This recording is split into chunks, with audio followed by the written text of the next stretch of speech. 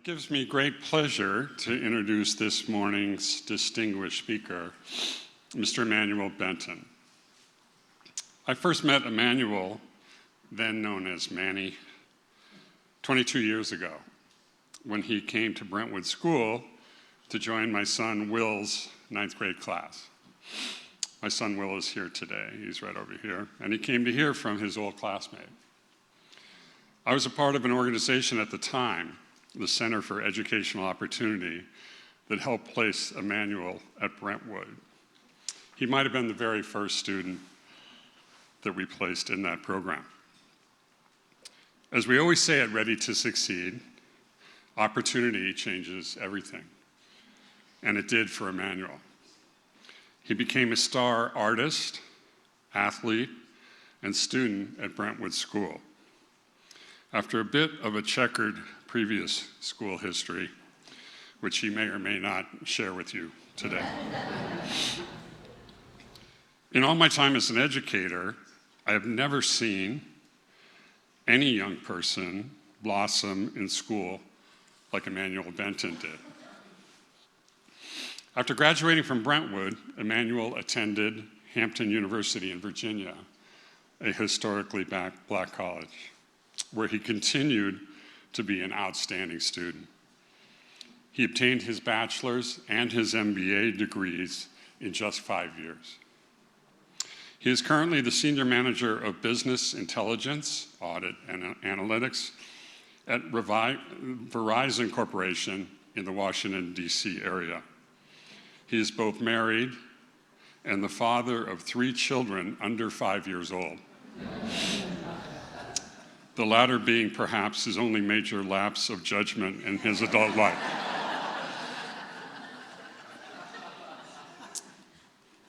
Yeah. They're cute kids, though. Boy, I've seen them. He came from his home in Maryland to be with all of us today. Please join me in welcoming Ready to Succeed board member and my friend, Emmanuel Benton.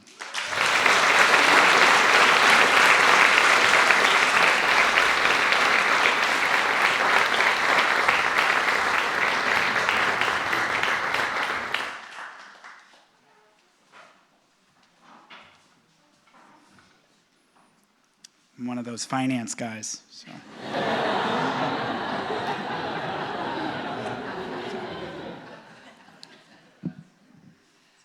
It's an honor to be with you here today. I want to start by saying that I'm not here because I've lived a perfect life. I'm here because I survived an impossible one. And I decided that surviving wasn't enough. I was ready to succeed. Now, today I'd like to leave you with 5 lessons, 5 truths covered by pain, refined by resilience, and proven in the boardrooms, battlefields, and broken places of my life. The lessons are simple.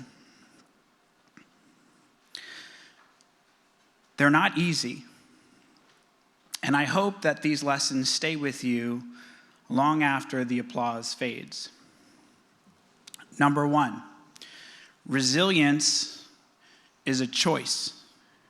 It's not a trait. The first memory I have of my mother is of her being beaten by my stepfather while we were forced to sit on the couch and watch. Now, the second memory, and the last one I have of her, is of her laying in a casket.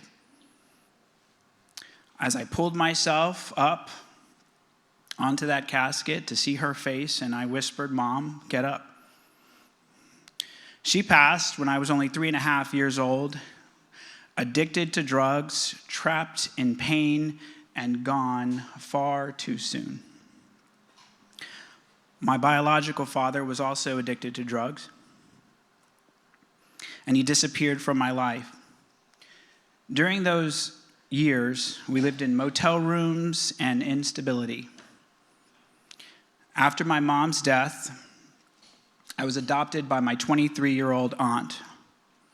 She was a young woman, full of heart, but no manual.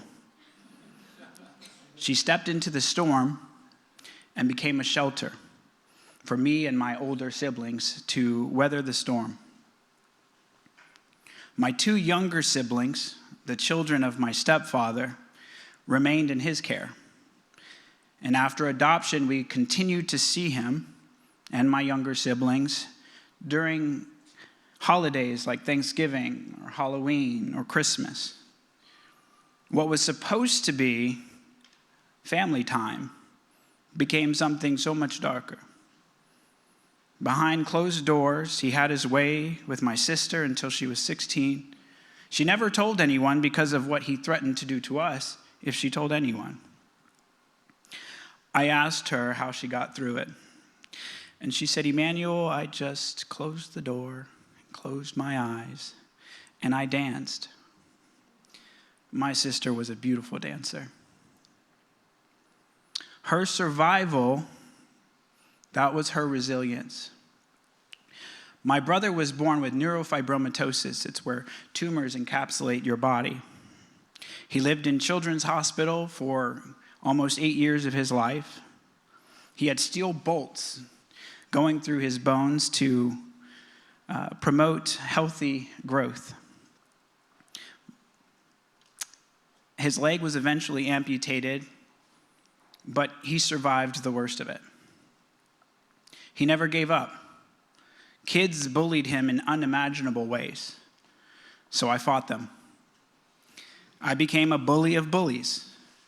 I was suspended more than 20 times, expelled 3 times, and thrown behind the back of a police car before even making it to middle school. I wasn't trying to be destructive. I was trying to protect. Resilience didn't come from my strength, it came from my pain. It wasn't something that I inherited, it was something that I had to teach myself. It was something I chose again and again. Be resilient. Number 2, identify your titans. Eventually, I landed at Brentwood High School, a place far removed from everything I knew. I got in through a foster care program, through a scholarship. The kids there were sharp, trained, supported. Their parents were doctors, lawyers, business leaders, actors, politicians. I walked in with a 3.87 GPA from public high school, but my first semester I had a 2.7 GPA. So I did something different. I went to the director's office and I asked if I could repeat a grade. Instead of staying as a junior, please make me a sophomore again, I said. Not because I failed, but because I refused to pretend that I met the standard. There was a bar and I wanted to reach it. And someone was watching. Pat McCabe. He didn't just help me stay at Brentwood. He made sure I thrived. He extended my scholarship, helped me get my varsity Letterman jacket. Anything I needed, there was someone. And at the time, I didn't know who it was. But there was always someone. And I realized I had found my Titan. He supported me through college, helped me find my first apartment, helped me purchase my first car, answered every call, gave me advice about work, my purpose, relationships, and even supported me with marital advice. Don't wait until you get married to start dieting and exercising, he said.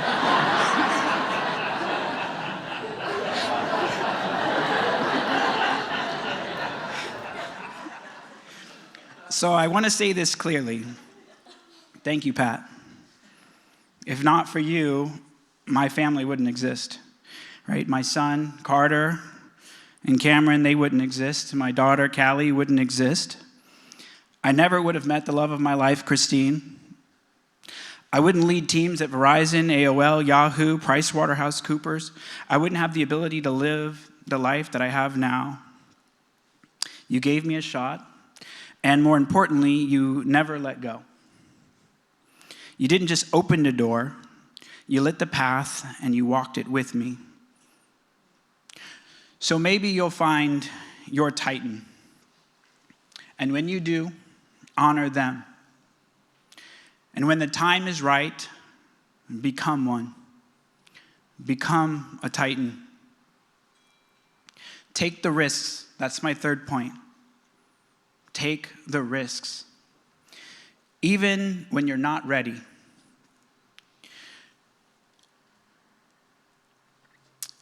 In college, I started selling products online, eBay and Amazon, through a bet that I'd made with a classmate. But it turned into something real. And by the time I finished grad school, we employed several classmates who helped run our fashion shows, make deals with local retailers, and keep the online store thriving. Years later, I raised $250,000 in private capital and hired over 20 employees, all focused on online retail. I was in my early 20s and full of life. A few years after that, I launched my first real estate fund. I closed 13 units in 12 months, and within 24 months, I returned value to my investors. Now, it wasn't smooth. I had a newborn on the way, that guy. And I still worked at Verizon. I worked from 4 a.m. to 8 a.m. every morning and weekends and managed my construction crew. And then I worked at Verizon from 8:30 until the end of the night. But I was willing to take a risk. And even without all the answers, you just have to jump in. It's not just about the monetary value, it's about the experiences. Something that no one can take away. In college, I came in undecided. I saw students dressed in suits, and I asked, who are they? They were business majors.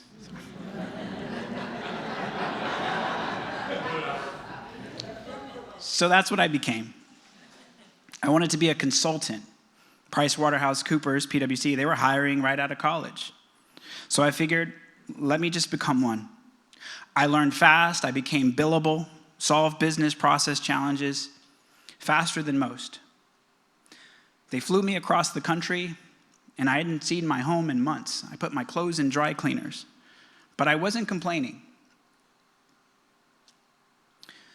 Fixing a company's challenges was easy compared to surviving the life that I had come from.